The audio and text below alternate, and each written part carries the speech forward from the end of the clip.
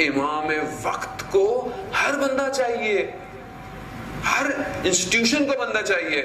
اب آپ بولے میں تو مثلا نارمل سا آدمی ہوں، میرا کیا کام ہے امام، میں امام کی کیسے؟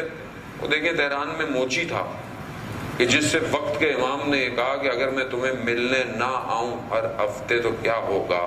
موچی تھا، کہتا ہے مولا میں مر جاؤں گا. امام فرماتے ہیں کہ میں جانتا ہوں اسی لیے ہر ہفتے ملنے آتا ہوں. موچی تھا. ایک موچی اس مقام پہ پہنچ سکتا ہے تو ہم کیوں مایوس ہیں کہ ہم امام کے کوئی کام نہیں آ سکتے؟ عزیزان جمعے کا دن ہے، ظہور کا متوقع دن ہے، کتنا میں پریشان ہوں وقت کے امام کے لیے. پروردگار سے حضرت موسیٰ نبی صلی اللہ علیہ وسلم جو ہے وہ فرماتے ہیں کہ پروردگار میں تجھ سے گفتگو کرتا ہوں، تجھ سے کلیم اللہ یعنی اللہ سے کلام گفتگو، تو کیا کوئی اور بھی گفتگو کرے گا؟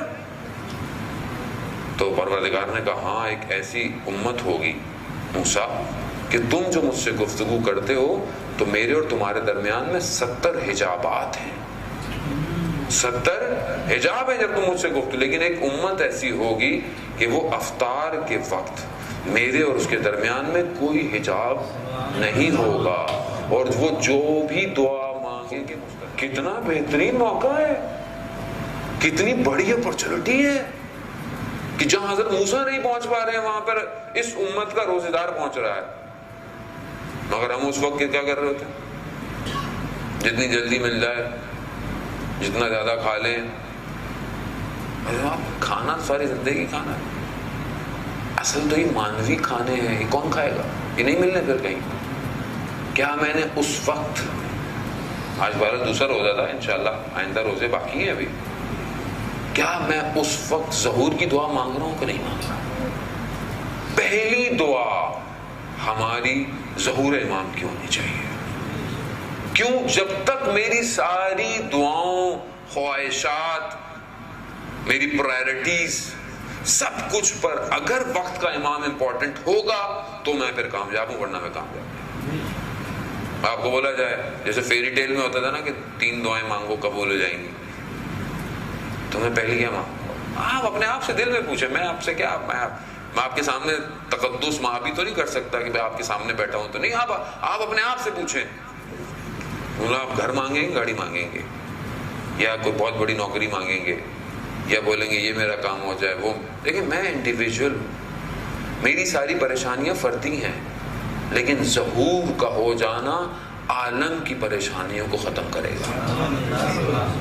یہاں خود غرضی نہیں ہونی چاہیے. کربلا کو ماننے والے خود غرض نہیں ہے. کربلا سیکریفائس ہے، قربانی ہے، اثار ہے. کربلا وہ راستہ دکھا رہا ہے کہ تمہیں اپنا کچھ نہیں، سب اللہ کا، سب خدا کا. جو امام ہے اس کے گرد گھومتے رہو. اور امام کے گرد کربلا والوں نے گھوم کر دکھایا. تیر کھا لیے، سب کھا لیے، مگر امام کو تیر نہیں لگنے دیے جب تک زندہ تھے. یہ کمال ہے. ساری زندگی اگر ہم اس درخواست کو سنتے رہیں اور اپنے وقت کے امام کے اوپر قربان نہ ہو پائیں تو پھر ہم کیا کر رہے ہیں؟ جانے محترم آغا پناہیان کے جو بہت بڑے اسکالر ہیں ایران کے، وہ کہتے ہیں کہ ہم یہ دعا کرتے ہیں کہ امام سے ظہور ہو جائے، امام کی زیارت ہو جائے، امام آ جائے. تو کہتے ہیں مطلب امام کو دیکھ لیا، یعنی دیکھنا ہے امام کو، یعنی آپ سمجھتے ہیں امام کو میں دیکھ لوں، امام کو میری زیارت ہو جائے، میں امام کو مل لوں، یعنی پھر کیا ہوگا؟ پھر آپ اپنے گھر چلے جائیں گے. آپ کیا کریں گے؟ آپ بولیں گے نہیں اچھا مولا میں نے آپ کو بس دیکھنا تھا، میں اب گھر جا رہا ہوں، میرے اپنے بہت سارے کام ہیں، میرا بزنس ہے، میرا اسکول ہے، میری یونیورسٹی ہے. یہ کریں گے؟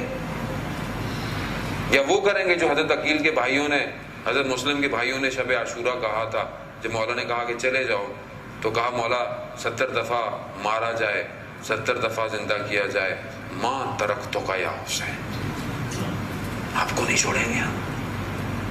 آپ کے بغیر خاک ہو ایسی زندگی پر جو آپ کے بغیر ہے. تو کیا ہم ریڈی ہیں امام زمانہ کے لیے کہ امام آ جائیں تو ہم امام کو دیکھ کے واپس چلے جائیں گے؟ جبکہ دعائے ندوہ میں پڑھتے ہیں کہ امام آئیں گے ہم امام کے گرد گھومیں گے جب تک امام کامیاب نہیں ہو جاتے. کامیابی یعنی ظاہری کامیابی، یعنی جو ان کی حکومت ہے، جب تک وہ نہیں ہے میں امام کو کیسے چھوڑ کے جاؤں گا؟ یعنی میں جاؤں گا، میرے بچے رو رہے ہیں، میرا گھر رو رہا ہے مولا. تو کربلا میں بھی تو ایسے واقعات پیش آئے تھے جو اپنے گھر و خانوادے کے لیے گئے تو واپس نہیں آئے. پھر وہ کربلا آنے والے آئے، حبیب ابن مظاہر آئے، زہیر ابن کہن آیا، اپنے گھر کو چھوڑ کر آئے. کیا میں یہ جو تقوی پرہیزگاری یہ روزے کس لیے ہیں عزیزان محترم؟ کتنا ثواب کہاں لے کے جائیں گے؟ جنت میں جائیں گے تو ثواب ملے گا نا. آپ اپنے ایک کارڈ میں، ویزا کارڈ میں یا کریڈٹ کارڈ میں یا کسی ڈیبٹ کارڈ میں جو پیسے ڈالتے ہیں کہ میں فلانی جگہ جاؤں گا، کارڈ یوز کروں گا، لیکن وہاں اگر کارڈ کی مشین ہی نہیں ہے تو کیا کریں گے آپ؟ اس کو کارڈ کہاں سویپ کریں گے؟ کارڈ اپنا مشین ہی نہیں ہے وہاں پہ، تو آپ کارڈ میں جتنے پیسے ڈالتے رہے وہ بیکار ہے آپ کے لیے. تو جس جنت کی تمنا میں ثواب کما رہے ہیں، اگر جنت میں جانے کا موقع ہی نہیں ملا تو کہاں لے کے جائیں گے ثواب؟ اور جنت جب تک نہیں ملنی جب تک سردار جنت راضی نہ ہو، اور جب تک حسین کا بیٹا، حسین کا وارث زندہ ہے. عزیزان محترم، زندگی کی کوئی اور تمنا نہیں ہونی چاہیے. میں کیسے تمنائیں کر رہا ہوں اپنی زندگی میں وقت کے امام کے بغیر؟ متھا ترانا، میں کب دیکھوں گا آپ کو امام؟ عزیزوں نے لیا، میں پوری مخلوق کو دیکھتا ہوں مگر میں آپ کو نہیں دیکھ پا رہا. کتنا تڑپتا ہوں میں. ایک عالم دین نے واقعہ بیان کیا، یہ جو ٹرک ڈرائیور ہوتے ہیں سامان ادھر سے ادھر لے کے جاتے ہیں، کوئی 50-60 سال پرانی بات انہوں نے بیان کی کہ خراسان مشہد سے وہ وہاں رہنے والا تھا، اور وہ کہتا میں ایک دن سامان لوڈ کر کے جا رہا تھا اور شدید سردی تھی، برف پڑ نہیں رہی تھی لیکن سردی ایسی تھی کہ انسان جم جائے. تو کہتا میں نکلا اور ہائی وے پر تو اچانک سے میرا جو ٹرک تھا وہ بند ہو گیا. اب میں باہر نکلا اور میں خود مکینک بھی تھا، مجھے سب پتا تھا، میں نے پوری کوشش کر لی جتنا میں جہاں ہو سکتا تھا کہ یہاں مسئلہ ہوگا یہاں مسئلہ، مگر ٹرک سٹارٹ نہیں ہوا. اور اتنی سردی تھی کہ میں اگر تھوڑی دیر باہر رہتا تو مجھے پتا تھا کہ میں مر جاؤں گا. اور جب میں نے دیکھا کہ اب غروب کے قریب ہو رہا ہے تو میں کچھ کروں، لیکن میں کیا کرتا؟ کہتا میں آ کر اندر بیٹھ گیا کہ کم از کم اندر پھر بھی تھوڑی سی تو گرمی ہے. لیکن مجھے سمجھ میں آ گیا کہ اگر میں نے غروب تک کچھ نہیں کیا تو آج رات کو میرا جنازہ ہے یہاں سے. اتنی سردی تھی اور مجھے دور دور تک کوئی نظر نہیں آ رہا تھا. ایسے میں کہتا ہے میرے آنکھوں کے سامنے میرے بچوں کے چہرے آنے لگے جنہیں میں خداحافظ کر کر آیا تھا، اور یہ تھا کہ اب میں ان کو نہیں دیکھوں گا. اور اپنی بہت ساری چیزیں مجھے زندگی کی یاد، ہمارے ساتھ بھی ہوتا ہے زندگی میں، انسان کہیں نہ کہیں پھنستا ہے ایسی مشکل میں کہ جہاں اسے اپنے اعمال نظر آنا شروع ہو جاتے ہیں کہ یہ میری غلطی تھی، یہ میری کوتاہی تھی. تو کہتے ہیں اس وقت مجھے میرے اعمال آنا شروع ہو گئے. میں نماز کے معاملے میں کوتاہی کرتا تھا، کبھی رہ جاتی تھی، کبھی دیر سے پڑھتا تھا. یہ میرے اندر ایک برائی تھی. اور ایک اور برائی تھی جو میرے اندر تھی، اس کا وہ عالم دین نے بھی ذکر نہیں کیا کہ وہ یہ دو چیزیں میرے اندر کمزوریاں تھیں. تو میں نے وہیں پر وقت کے امام کو پکارا، یا امام زمان اغثنا، میری مدد کیجیے، میں آپ سے وعدہ کرتا ہوں میں آج کے بعد اپنا یہ گناہ چھوڑ دوں گا اور نماز اول وقت پڑھوں گا. کہتا ہے یہ میں نے ابھی کیا اور خدا کی بارگاہ میں بڑا گریا کہ خدا مجھے معاف کر، مجھے اس چیز سے نکال. تو میں نے دیکھا کہ سامنے سے کوئی شخص آ رہا ہے جس کے ہاتھ میں پانا ہے.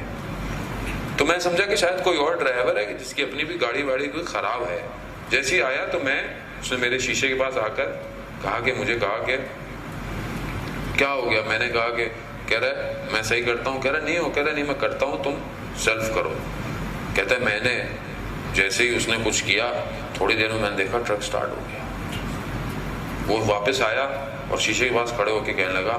تو میں نے کہا کہ بہت شکریہ، چلو میں آپ کے ساتھ چل کر آپ کی گاڑی بھی اگر مشکل ہو. کہتے نہیں میری کوئی مشکل نہیں ہے. کہا نہیں یہ کیسے ہو سکتا ہے؟ آپ نے میری لیے مدد کی ہے تو میں کوئی نہ کوئی تو آپ کی مدد کروں. میرے پاس کچھ پیسے ویسے جو تھے. میں نے کہا جو. تو کہنا نہیں ہمیں کسی چیز کی ضرورت نہیں ہے، بس اس عہد پر قائم رہنا جو تم نے کیا ہے. کہہ رہا یہ میرا سننا تھا تو میرا بدن خشک ہوا اور میں اتنا بھی ادب نہ کر پایا کہ میں باہر نکلتا، لیکن جیسے ہی مجھے سمجھ میں آیا کہ میں باہر نکل کر پاؤں میں پڑ جاؤں، جب تک وہ شخص غائب ہو چکا.